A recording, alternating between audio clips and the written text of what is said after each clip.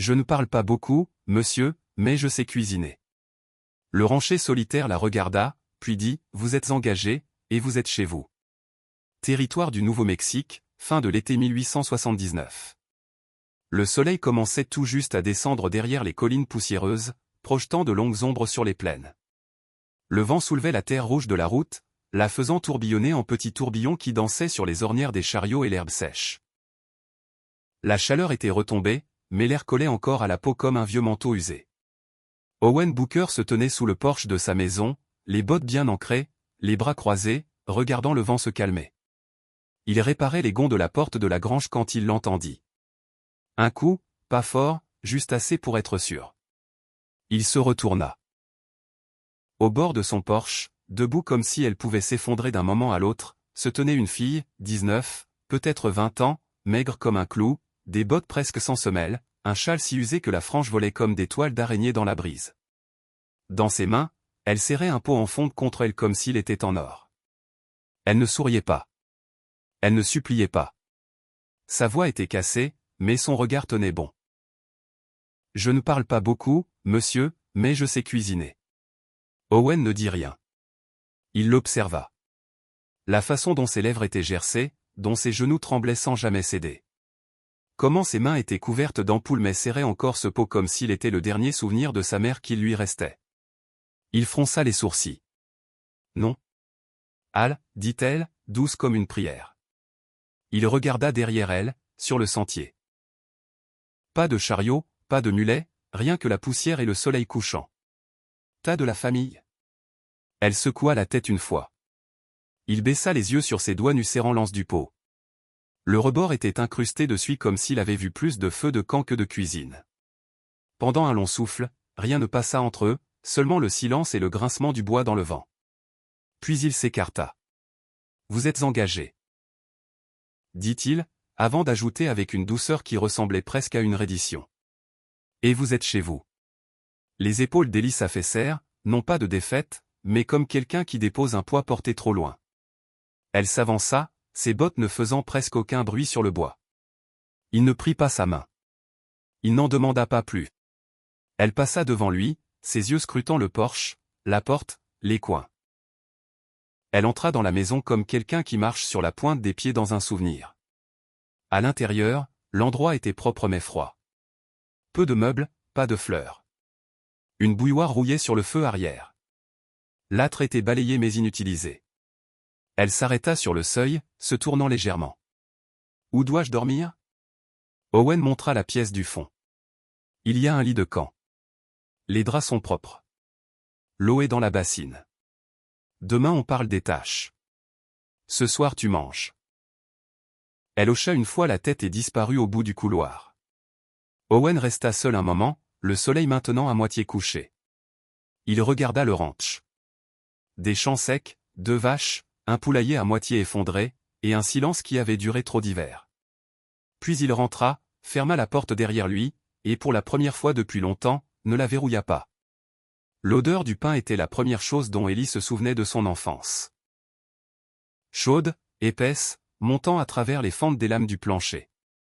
Son père, George May, travaillait au four de la boulangerie Milston avant l'aube, ses mains toujours couvertes de farine et de brûlures. Sa mère, Lillian, cousait des tabliers et fredonnait des chansons dans une langue dont Ellie n'a jamais appris le nom.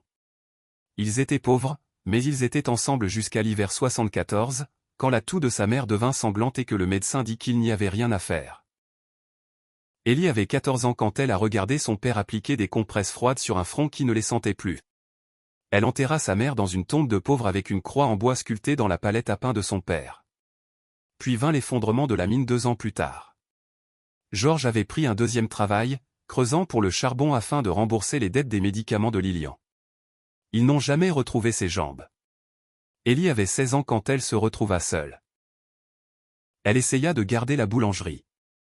Elle savait mélanger, pétrir, faire lever le pain à l'odorat, mais les femmes n'avaient pas le droit de faire des affaires dans ces régions sans le nom d'un homme. Le propriétaire, un certain Cyrus Elwood, la laissa rester un temps, puis commença à verrouiller la porte de derrière et à s'attarder trop longtemps quand elle se penchait sur l'âtre.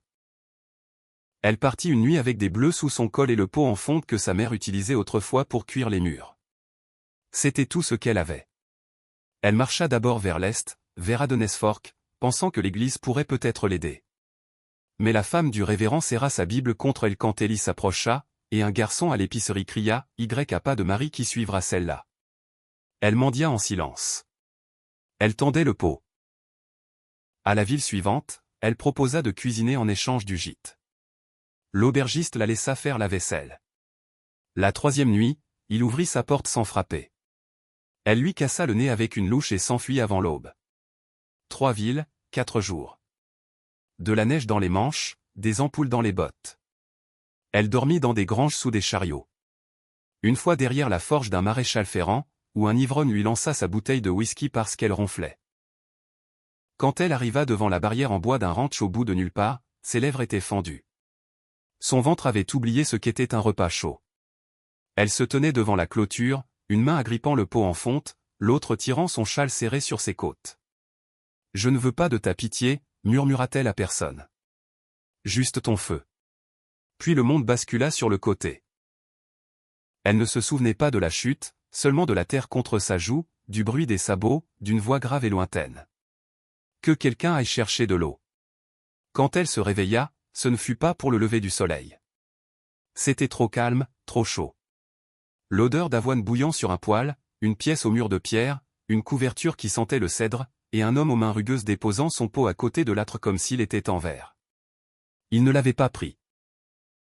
C'est ainsi qu'Ellie sut qu'on ne lui avait pas volé, seulement sauvé, et pourtant elle garda une main sur cette anse toute la nuit, au cas où.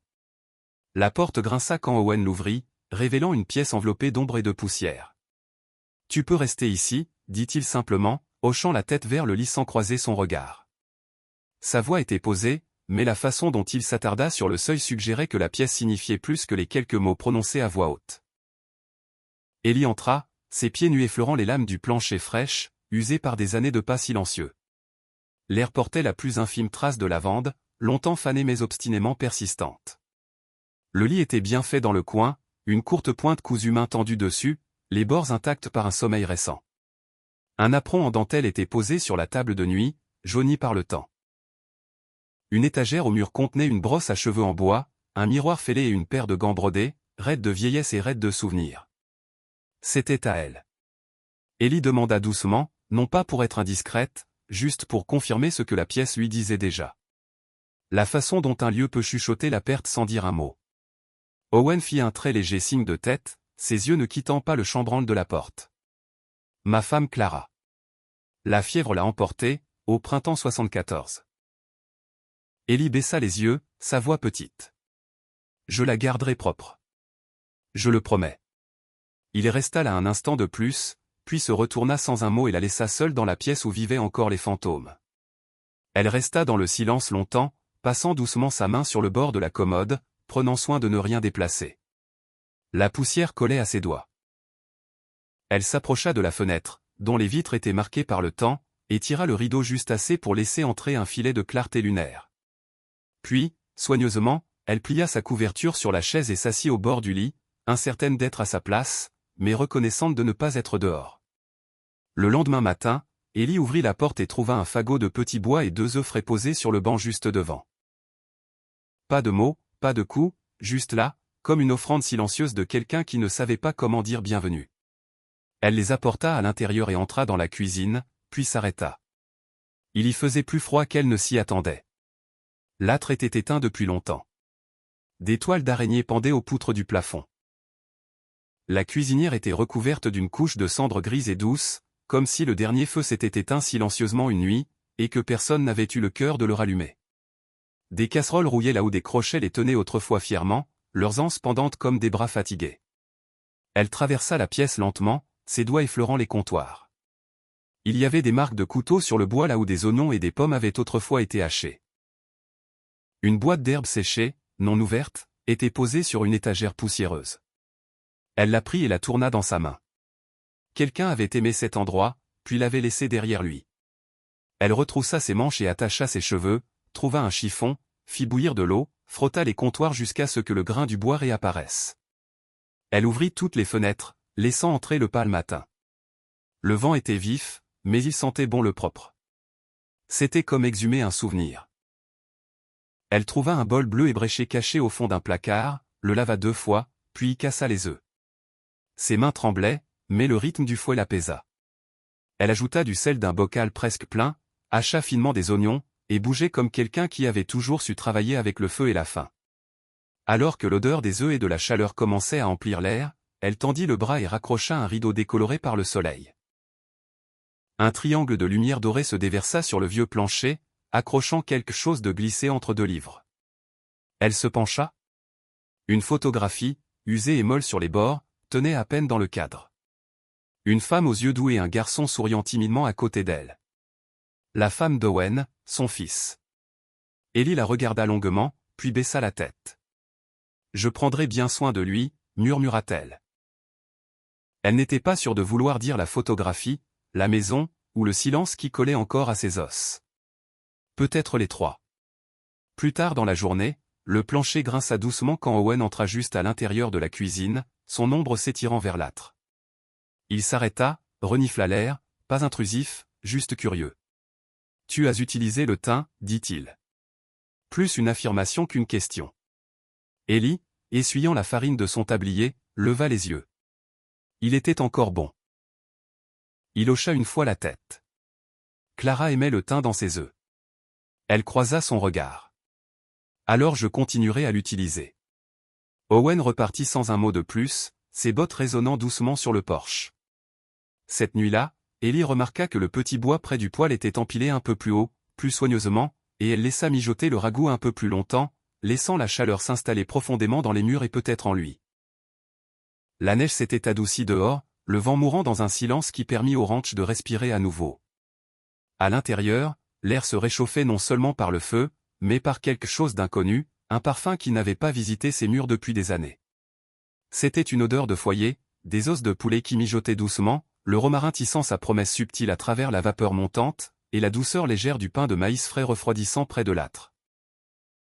Ellie se tenait près du poêle, prenant soin de ne pas renverser une goutte, versant de la soupe au poulet dans un bol en céramique profonde qui avait autrefois appartenu à la femme d'Owen. Le bouillon brillait, doré à la lumière de la lanterne, rempli de tendres rondelles de carottes, de pommes de terre en cubes, et d'un soupçon de romarin, non pas d'un livre de cuisine, mais ancré dans sa mémoire. C'était une recette transmise par sa mère, apprise par cœur autour de poêles crépitants, et partagée par des berceuses qui endormaient un enfant. À côté du bol, elle plaça une tranche de pain de maïs, dont les bords étaient juste assez dorés pour se briser avec un léger craquement. Elle passa ses doigts sur la croûte, se rappelant la façon dont sa mère tapotait doucement la pâte avant la cuisson, fredonnant des mélodies qui semblaient être la lumière du soleil elle-même. Elle porta l'assiette à la table et recula. Owen était déjà assis, ses mains rugueuses croisées sur ses genoux, les yeux indéchiffrables dans la faible lumière de la cuisine. Il regardait la nourriture avec une intense tranquillité, comme s'il goûtait quelque chose bien au-delà de la saveur. Ellie offrit un signe de tête silencieux, la voix douce comme la neige qui tombait. « C'est rien d'extraordinaire, juste un repas de ferme. » Il ne répondit pas. Au lieu de cela, il attrapa la cuillère et la plongea dans la soupe. La pièce tomba dans un silence plus épais que la vapeur. Tout ce qu'elle entendait était le lent raclement du métal contre la céramique, le doux tic-tac de l'horloge sur le manteau, et le crépitement subtil du feu dans l'âtre. Chaque instant s'étirait plus long que le précédent. Elle se tenait raide, les mains jointes devant elle, attendant, non pas des éloges, mais la permission de croire que cela suffisait. Owen finit la moitié du bol avant de reposer la cuillère avec un soin délibéré. Il prit une inspiration comme s'il goûtait les mots avant de les laisser sortir. Le pain de maïs est de ceux qui tiennent, dit-il, la voix basse et mesurée.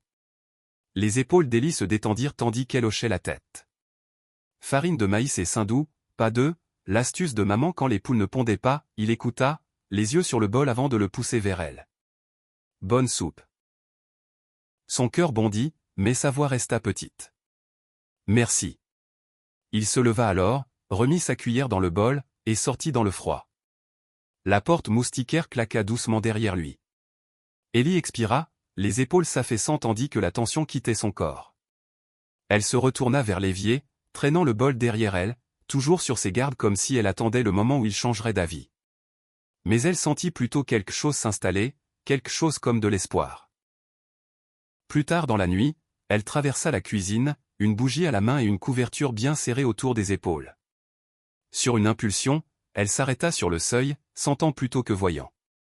Owen se tenait près de la fenêtre, bougeant à peine. Sa silhouette se découpait contre la vitre sombre, le faible reflet du feu de l'âtre derrière lui. Ses bras étaient croisés sur sa poitrine, silencieux et immobile. D'où elle se tenait, elle pouvait sentir le poids de son regard, non pas sur le ciel nocturne, mais sur la cuisine elle-même. Le pot était encore sur le poêle, sa lueur se répandant dans l'obscurité.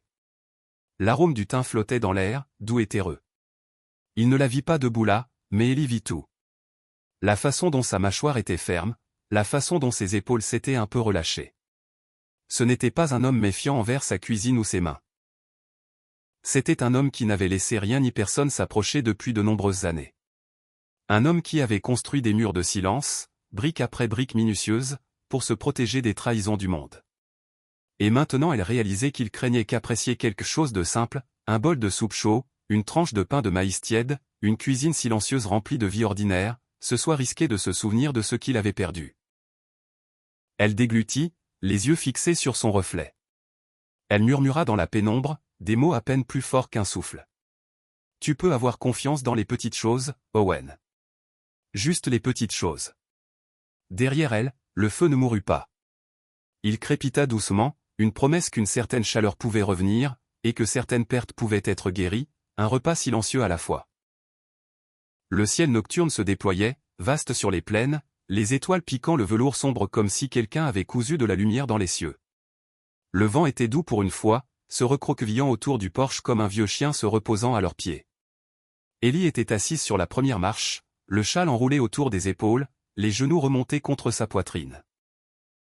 Owen était assis à côté d'elle, les bottes bien plantées sur le sol, le chapeau baissé pour protéger ses oreilles du froid.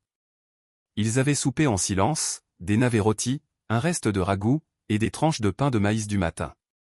Maintenant, ils étaient assis ensemble, ne parlant pas, n'en ayant pas besoin. Le silence n'était pas gênant. Il était plein. Le genre de silence qui laissait de l'espace comme une couverture entre eux. Au bout d'un moment, Ellie le brisa, sa voix douce. « Ma maman a brûlé toute une fournée de biscuits une fois, dit-elle. Elle les a laissés trop longtemps en me racontant comment papa lui avait demandé de l'épouser. » Owen pencha la tête, les yeux toujours sur le ciel. On n'avait pas grand-chose ce jour-là. Elle était tellement en colère contre elle-même, à pleurer et à jurer comme un charretier. Mais mon papa en a juste pris un, a dit, de l'amour brûlé, c'est toujours de l'amour si c'est chaud et il a tout mangé. Un petit rire lui échappa. J'ai ri si fort que j'ai failli m'étouffer. Ensuite, maman s'est mise à rire aussi. Elle s'en voulait toujours plus que quiconque. Les coins des lèvres d'Owen se relevèrent. Puis, à peine, il ricana. Un son doux, court, mais réel. C'était la première fois qu'Ellie l'entendait rire. Elle se tourna légèrement, volant un regard. À la lumière des étoiles, son visage semblait plus doux que d'habitude, les ombres plus clémentes. Elle ne dit rien de plus. Elle laissa juste cela reposer entre eux. Quand la nuit s'approfondit et qu'ils se levèrent pour rentrer, Owen s'arrêta près de la porte. « Je vais réparer la table de la salle à manger demain, dit-il. » Ellie cligna des yeux. « Pourquoi ?» Il haussa les épaules une fois, la voix basse. « T'as besoin d'espace pour étaler la pâte. Ce vieux buffet est trop étroit. » Ellie hocha la tête, le cœur serré. « Merci, dit-elle. » Le lendemain matin, avant le lever du soleil, elle le trouva dans la salle à manger, les manches retroussées, en train de poncer le bord de la longue table en chêne. La surface s'était voilée au fil des ans, déformée par la chaleur, les déversements et le temps. Il travaillait silencieusement, méthodiquement, lissant le bois avec un soin patient. Elle se tenait dans l'embrasure de la porte à regarder. « Tu n'es pas obligé, dit-elle. » Il continua de poncer. « Tu ne demandes pas grand-chose. Ça me semble juste. » Cet après-midi-là, elle cuisine à nouveau. Cette fois, c'étaient des petits pains sucrés, légers, dorés, badigeonnés de miel. Quand elle lui en apporta un, il le prit dans sa main calleuse et croqua dedans sans un mot. Mais quand il la regarda, juste un moment, juste un coup d'œil, elle vit que quelque chose avait changé. Pas grand-chose, mais quelque chose. Une semaine plus tard, elle trouva un nouveau rouleau à pâtisserie sur l'étagère. Pas neuf, vraiment, juste nouvellement sculpté dans du chêne, façonné à la main. Il épousait parfaitement sa prise. Il n'y avait pas de mots, pas de mention, mais elle savait, et elle murmura ce matin-là dans la farine, certains hommes aiment, plus fort sans mots. Et la pâte leva très bien. La journée avait été longue et sèche. Elliot passa la matinée à pétrir le pain et l'après-midi à étendre du linge humide sur la clôture. Le vent les tirait comme des mains agitées, et elle sentait qu'un orage se préparait, bien que le ciel reste bleu. Au coucher du soleil, elle était dans la cuisine à épousseter la farine de son tablier quand le coup résonna. Pas sur la porte d'entrée, sur le portail latéral. 3 longs coups contre le poteau en bois. Puis le silence. Owen était encore dans le pâturage à vérifier le canal d'irrigation. Ellie sortit prudemment sur le porche, un chiffon à la main, le cœur battant comme toujours quand le monde était trop silencieux. Un homme se tenait à la barrière, grand, mince, avec un sourire torve qui ne contenait aucune gentillesse. « Tiens donc, dit-il.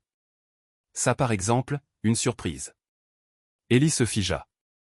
Il s'appelait Silas. Il avait vécu 2 chambres plus loin qu'elle dans la pension à Junction Hollow, un des endroits par lesquels elle avait fui en allant vers l'ouest. Il ne l'avait jamais touchée, mais il avait regardé, parlait trop gentiment, sentait la sueur et le whisky aigre. Il lui avait offert des choses qu'elle n'avait jamais demandées, puis était devenu cruel quand elle avait refusé. « Je ne faisais que passer, dit-il en s'approchant. J'ai vu la fumée de la cheminée. Je me suis dit que quelqu'un ici avait peut-être une assiette à partager. Je ne pensais pas te trouver, toi, de tous les gens. » Ellie serra le chiffon plus fort. « Je te croyais parti pour de bon, dit-il, les yeux parcourant la cour, le porche, la table derrière elle. Mais regarde-moi ça. Du linge propre, des fleurs sur le porche, et une robe propre.